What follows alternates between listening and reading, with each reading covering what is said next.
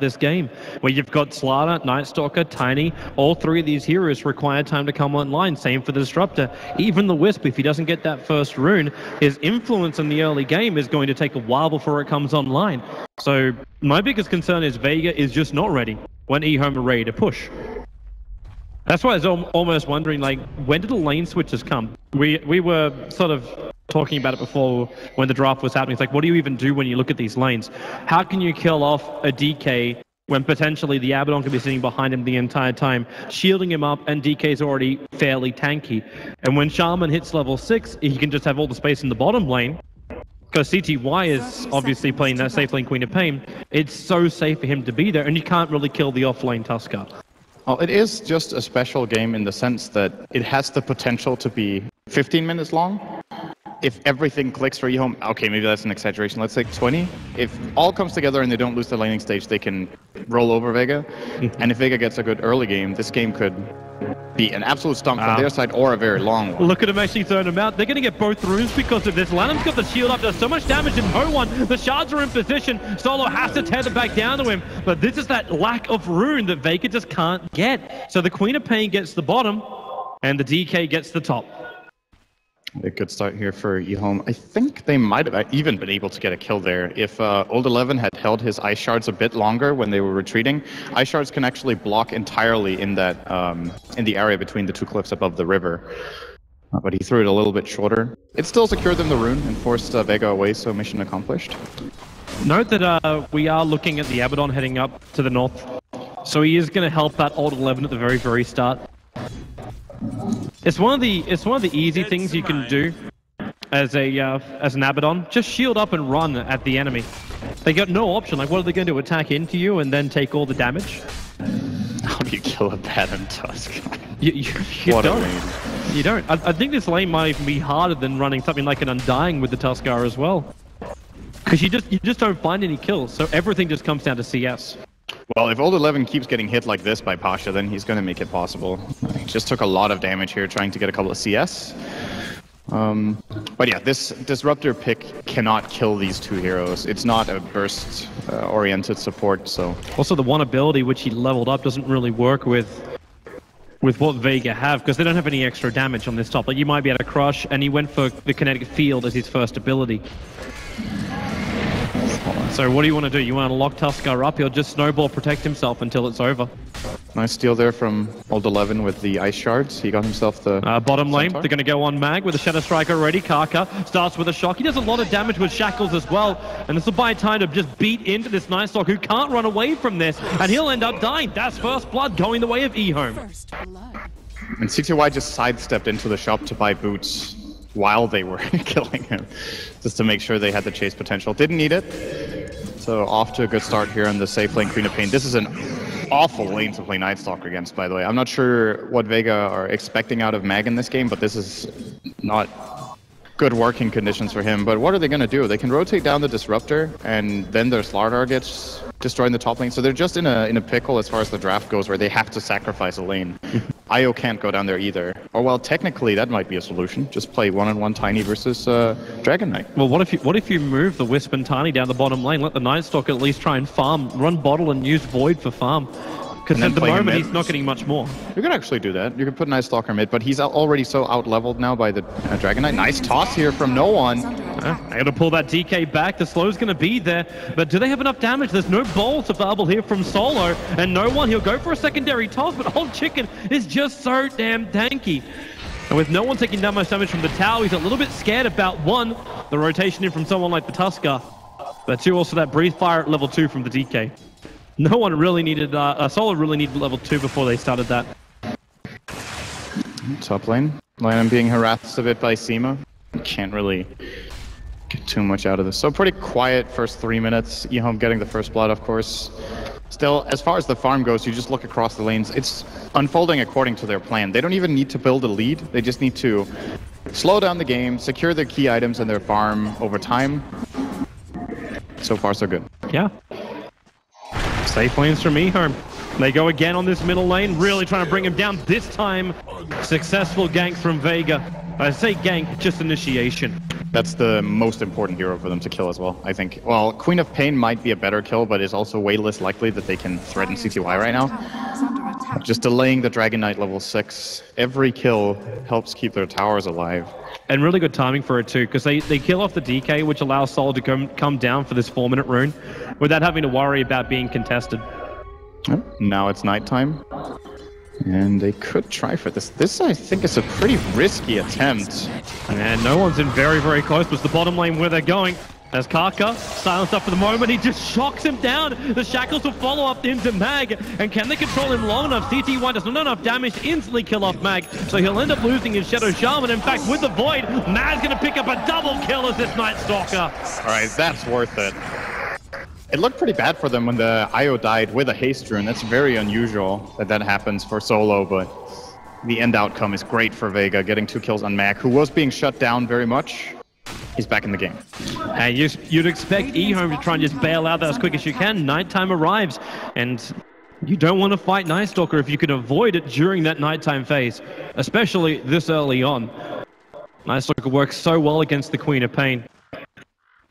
And now with phase boots up for Mag, a quick sprinter across the map. Pulls the pressure off the mid lane too, so no one can go back to farming. He's almost neck and neck with the Queen of Pain. Queen of Pain obviously has been throttling that bottom lane a lot more, and I'm kind of looking for both of them because they're the initiators from both sides. The Tiny. Actually, is this even a Blink Dagger game, or do you just go for the split push? Do you go for that early Aghanim Scepter build over on the Tiny? The combat build. The really nice thing about Blink is that he can one-shot Shadow Shaman. And finding him before the fight starts is huge. And of course you have the safety net and just being able to relocate out if EHOME turns on you. I think it's great for that. But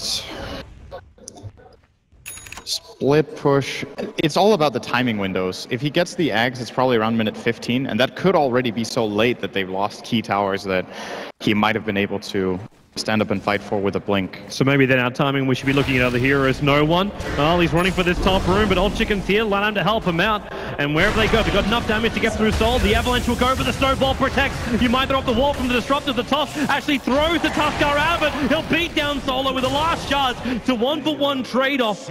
As no one wants to retreat back into the dire jungle. They do have a level 2 glimpse available, but now Seema needs the vision, the wall to do it, and that'll actually keep the rest of the Radiant side out. So Old Chicken isolated in the top river, and Night Stalker rotates for yet another kill. There's 3 kills in this first nighttime phase. Very, very nice play from Vega here. Are they going again? Good rotation, and again Dragon Knight dies. This is... I can't stress enough how important it is that they're finding this particular kill, just delaying him as much as possible. He's the biggest threat to their lineup. It's Dragon Knight and it's levels on Shadow Shaman.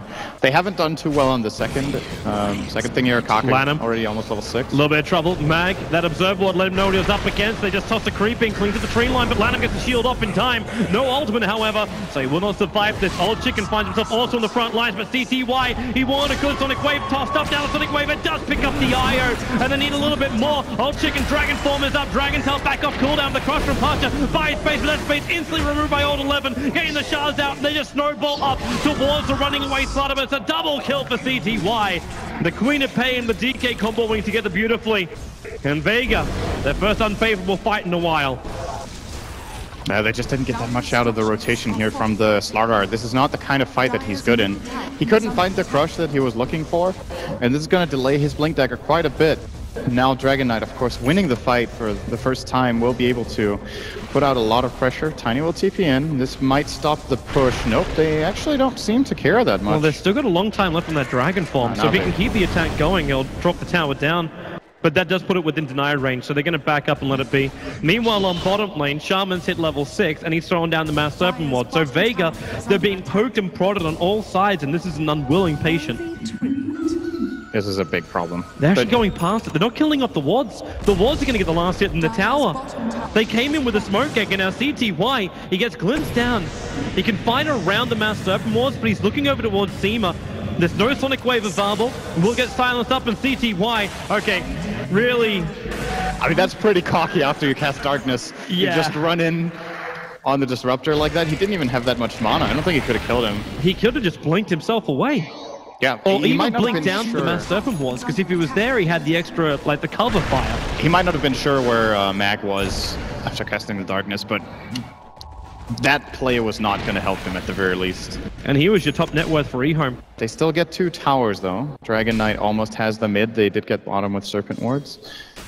DK actually has to commit to this mid. It's within deny range in Vega. They need to stop this money from just bleeding into EHOME. We already talked about the trouble nature of Vega.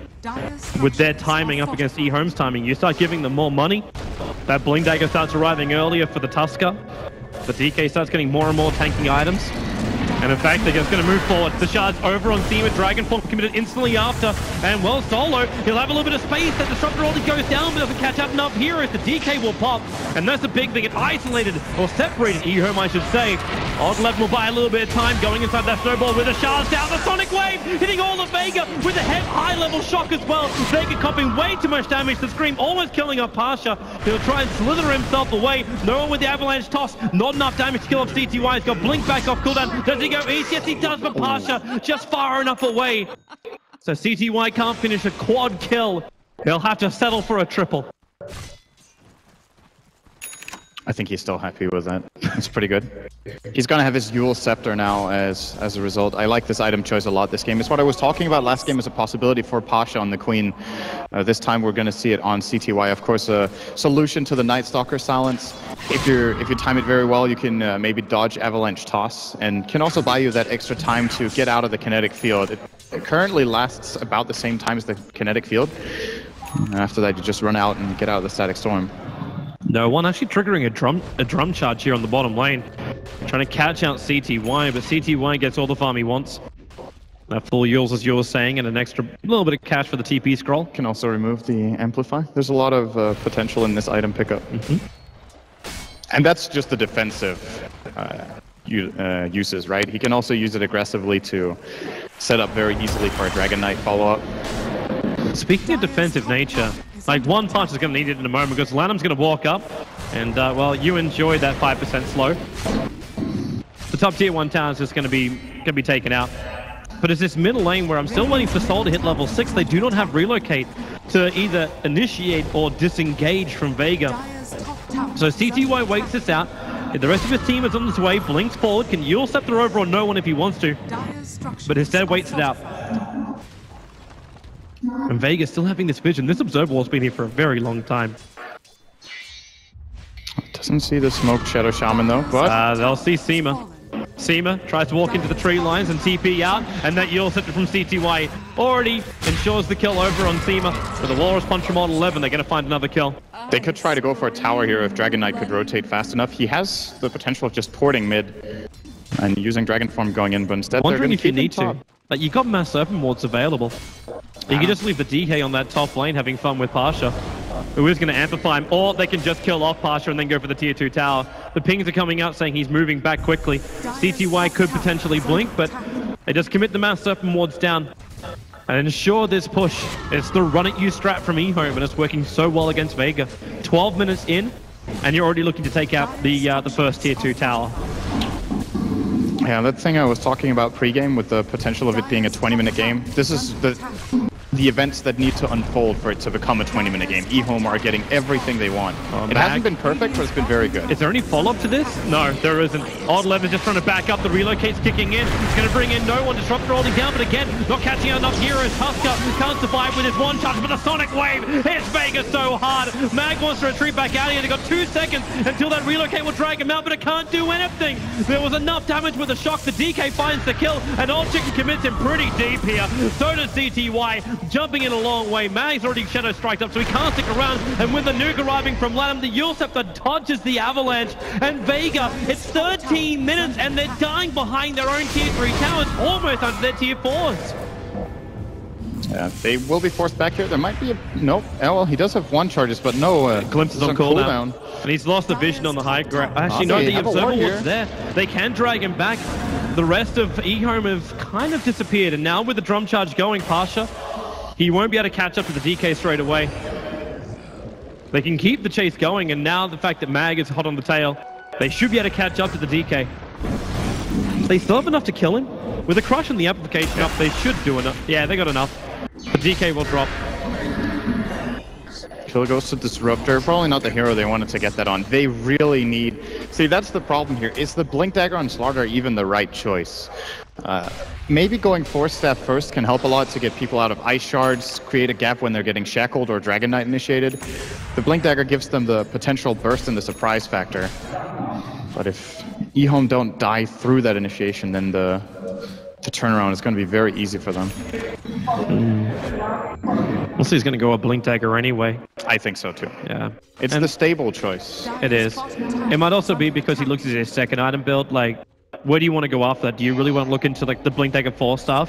While it has become more of a staple over on the Slaughter, maybe it's worthwhile getting a BKB in this game, as EHOME will be looking to fight pretty hard as they push into the tier 3 towers. You're going to need to have that ability for Shaman not to screw around with you. I think the first goal is to get to a point where you can get a second item. If they already get there, they've overcome the hardest part of the game, which is the up-and-coming 10 to 15 minutes. It's not realistic for Slaughter to get a secondary item at least before minute 20, probably 25, unless they get some really good fights. I guess a Force Staff he can get in the next 6 or 7 minutes, but...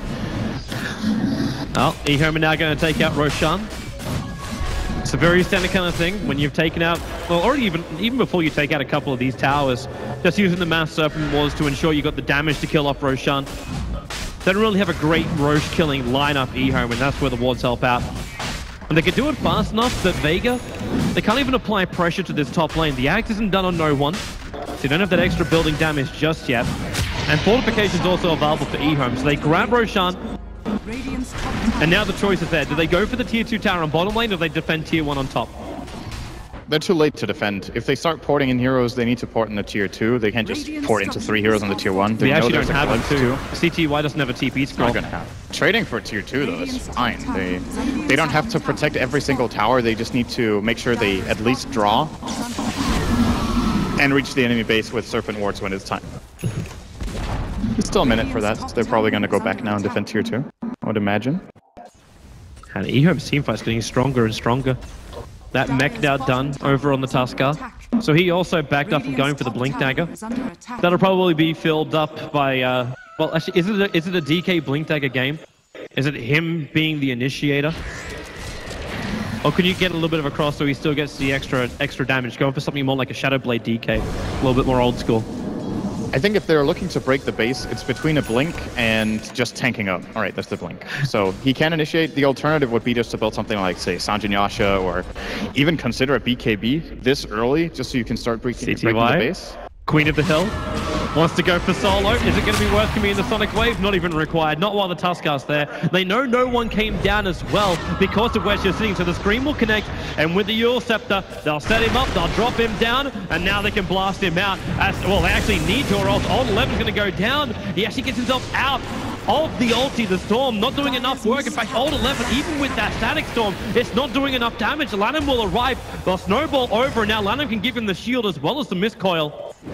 The life arriving back in Seema. Now it's his turn. The tree lines comes underneath the sigil, and now CTY as well as Old Chicken will ensure the kill. Dire's middle tower has very, very nice play from the Tusk there, knowing his limits. Gets the snowball ready again, crosses over to his ally, and stays safe. Of course, the mechanism, maybe a little bit of a surprise there for Vega that he was able to burst heal with that, and they get... Was that 2 kills? Yeah, they get 2 kills. They did not get the tiny that they were looking for. They didn't get the tiny, but they took the tier 2 tower in the middle lane. Because Shaman just dropped the wards down while that was going on. I think the next Shaman wards EHOME go high ground. It's at that time. It's about the 20-minute mark when their lineup peaks and they can look to end the game or at least get 1 lane. They really have to wait for the wards though, don't they? Because it's still very early in the game, so Vega's cooldown on death time is still pretty damn low. Bottom lane, Snowball. Well, he's going to come in as goes down. Ult 11, walled up, and he'll end up dropping as well. The balls will just kill him off, but then Queen of Pain comes in from behind. Solo still so low, and he does actually tick out to the DK. No one will follow, and it's DK with a double kill. They may not even need the wards to get this. With the pickoffs, actually 40 seconds on the sideline, and Tiny buys back. This is so expensive for him. 3 buybacks. IO, Tiny, and Tusk all doing it. Tusk is trying to get back as quick as he possibly can. CTY, they have to bail out of here. Blink, actually, he's still got the Aegis Immortal, so the Queen of Pain will come back to life again. The Breathe Fire doing some work, keeping Mag low enough that EHOME can keep fighting. CTY, what's he got left? The Orc is back off cooldown, and now he actually triggers it over on Seema with a Scream damage that should almost be enough to pop this Disruptor. Maybe 2 more attacks to do the work, but with the cross from Pasha, it gives EHOME control, but the shards locking no one in. The one they got, there's no way to get him back out. Solo trying to go for the relocate. Oh, wow. There it is, just in the nick of time. Pasha's moving away, but with all this time passing, the Mass Serpent Wards are back off cooldown, attacking into that tier 3 tower. It probably won't be able to finish the job, but they'll be forced into the engagement. No, they will cut their losses. Old Chicken glimpse back. And this will allow Vega to get some exit kills. But they still have a heavy cost for that fight. That's a game-saving relocate, though. I think they would have lost if he didn't get that out before Tiny died. He already bought back. If no one dies again, they lose the lane of racks. Then EHOME don't even need to go back. So big play from Solo to keep Vega alive, but still 10,000 deficit minute 19. And you just know EHOME are going to come knocking on the front door again. Yeah. You can almost have an exact timing of it in 75 seconds. You'll be having EHOME coming back. And maybe it's worthwhile now for EHOME to give a little bit more space to Kaka, so he's able to get that second level up into the Mass Serpent Wards. He's also got a lot of money himself. Potential Blink Dagger for the Shaman. So a secondary initiator for EHOME to go with a Blink Dagger of the DK. Not to mention the Blink of the Queen of Pain. So he gets an Illusion that's not really that useful. And now it's nighttime. So this is good news for Vega. They almost have the BKB on Mag, so he can finally engage into fights. He's 5-1-4, which is pretty admirable for this game. I don't think Night Stalker is that good against the Radiant lineup. So much lockdown, so tanky innately with the Abaddon and the Dragon Knight. But he's done a really good job. Getting BKB will finally allow him to commit to fights. And this is where Vega want to get to. Aghanim's Tiny. BKB on Night Stalker. It's still difficult, and EHOME are not messing around. They're going to go right away. Yeah, well, they know once the Mass Serpent Wards drop cooldown in 8 seconds time, they will be taking out that tier 3 tower. So that is the minimum of what they want to gain from this fight on bottom lane. But with a fresh Blink Dagger, a surprise Blink Dagger from the Shaman, he's still not level 11 yet. They even gave him the bounty rune on bottom to try and get him there. But jump forward, Mass Serpent Wards are down. It's very shallow. Placed. They can't reach the racks. He blinks himself forward. They can't lock no one close enough. Maybe at least from here they understand they can keep their Mass Serpent Wards alive. That's one upside. And Vega, they're going for the AO wraparound, and they there's an Observe Wall up on the hillside, so the smoke will break. Mag instantly triggers his BKB, and Kaka, he's meant to be caught out in Pasha. A big double stun, allowing no one to move forward. Swing and cleave, he's looking for more damage. How much have they got? That Meg charge keeping Kaka alive. Mag wants to keep running, but his BKB's one off. If they got the control, the shock doesn't even come off, and Mag copying so much damage from Pasha again. A huge stun, maybe they got the control. Old Chicken fly over Snowball, nothing is left, but the shards are keeping them here. Old Chicken, he's just so damn tanky. Now you'll finally go down. Has no one really pumping it out. Lanham, they're just tossing it around. The Snowball's back in again. No Laura's punch left. Mag barely missing the ice shards. It's 2-on-2 left. Old Chicken can't reach Pasha or Mag as they retreat back out again. And Lanham working overtime as a support for EHOME. Just look at how much Abaddon is doing in these fights. It's unbelievable that they managed to pull that back to a 3-for-3 exchange. It looked like they were going to get run over. CTY didn't get a spell off in that fight, and they still draw it. They do lose a lot of gold because they're far ahead, and of course losing their 2 biggest cores, but are still incredible from EHOME, and both teams playing a really, really good fight. Man, big props to Pasha. He gave so much breathing space to Vega. The fact that Tiny stayed alive as long as he did as well. Like, this is a Tiny with just an Ags, drums, and treads. I know we're 22 minutes in, so that's really not that bad. But with the fights being as intense as they are from EHOME, you should be very happy you can survive with only 8 armor on that Tiny. It's all about CTY not getting spell. I mean, if CTY doesn't get burst there, imagine that fight where, let's just say he gets 1 Scream and a Sonic Wave off. They would have just wiped Vega out very easily. So it still bodes well for EHOME, knowing that, okay, we had a fight where our Queen of Pain just got completely destroyed and we still salvaged it. So if that doesn't happen again... It was still fairly even, and they did it during nighttime. That's true. It's going to be day in about a minute. Yeah. Mag will have darkness for that, though, so they can always have those 50 seconds of Are they coming again? potential fighting. They're coming again. Like, you've already taken why out the not? tier 3 tower. Like, Okay, Old Chicken is 50 gold away from I would also maybe. I would also say the other reason is that Roshan's going to be spawning up. Now, the teams don't know he's obviously going to spawn in 35 seconds, but they'll find out sooner or later. It's the BKB for Old Chicken coming out. Have they finished the... Okay, so the Vlads are still also being worked on by Lanham. Just racking up the auras. How close is he? 900. He needs the mask. And they're drawing a little bit of a square here. Well, that's not a square at all, actually. They are expecting that Vega are somewhere in that area. They weren't that far off, and now they're going to see them in the ward. No one got a lot out of that previous fight, by the way. Looking at the net worth, he's almost caught up to Queen of Pain. This is when you can start seeing things like Assault Cuirass arriving in, and DK will have a lot of his power stripped away. Roshan is now up. EHOME is well aware of this. And Vega with that Blink Dagger on the Slaughter, they got a lot of ways they can contest this. Radiant's bottom tower. They don't have that attack. unobstructed vision. And CTY also gave a little bit of momentum. Yeah, did he get himself... Yeah, he just actually blinked himself stuck into the tree line. Now he'll blink out. They TP back to base. This is EHOME's cue to go in and get something done. But it's Solo and no one that went back. There's the two heroes that can be relocated down. I think Seema TP'd as well. Like, the Yeah, they all came back. 5 heroes away? I was just... They could have stuck around or at least forced to the tier 1 tower, expecting EHOME to be... At least go for some kind of trade-off here. I think the ping just came out from no one there doing it, but... I'm not sure I agree with Vega's call of not trying to contest this. They have to know what's going on. They're just trying to get everything else out of the map, runes, push waves, etc. But fighting inside their own base is obviously a positional advantage, but I think the Aegis outweighs it when you don't have your tower. Yeah. Because it allows EHOME to finish what they started a while ago, and that's to take out that bottom rank, to have the superior team fight because of that second life on the Queen of Pain now. Radiant's top tower is under attack. So they come to defend, and EHOME, well, the ball's being drawn now to head towards the top lane. That's Lanham calling the shots, because there was a little bit of controversy about how EHOME would be performing and communicating after a couple of recent things. Well, you could try and glimpse, but you've already got Old 11 there. He's got the Tranquil Boost ready to go, as now they're actually running themselves forward. That Disruptor ulti. Have they got Punch? 11, he gets himself out of it. Flip Seema, and that'll allow them to get the quick pick off. Shaman actually kills Securing by blinking forward with that shock to find the kill. All right. I'm sorry, it was Greaves. Yep. Can't relocate save, so ends up losing his life, and Shaman picks up a double kill. I'm actually perfectly alright with that, considering it's just gonna bring forward that that Aghanim Scepter a lot sooner. Mag also just had to burn his BKB charge to survive a gank from the Queen of Pain. She blinked him with both Orchid, Shadow Strike, and all he could do was TP away to safety.